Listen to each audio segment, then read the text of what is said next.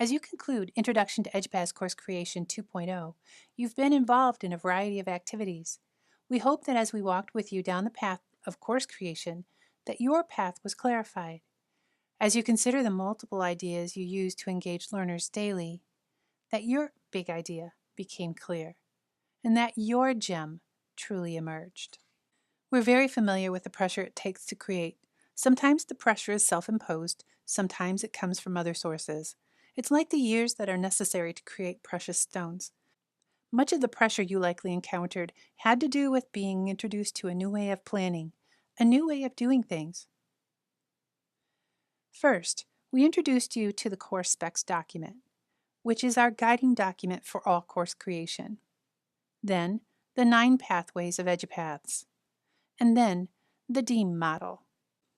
As you made your way through, perhaps you felt like you were carrying the world on your shoulders, forging new terrain, or realizing that you were putting your work out there for the world to see, but no pressure. The tasks weren't too cumbersome as you worked your way through, and we provided a lot of supports. By now, you should have developed, or are on your way to developing, your course description, the course learning objectives, the details of your creator bio, and provided the information needed in the FAQs. What's exciting for us is that we see the importance of your contribution to this project. It's often difficult to separate the tasks themselves, such as creating your course outline, identifying your resources, developing your storyboard, considering what to include in your script, and finally, putting all of this into a digital format.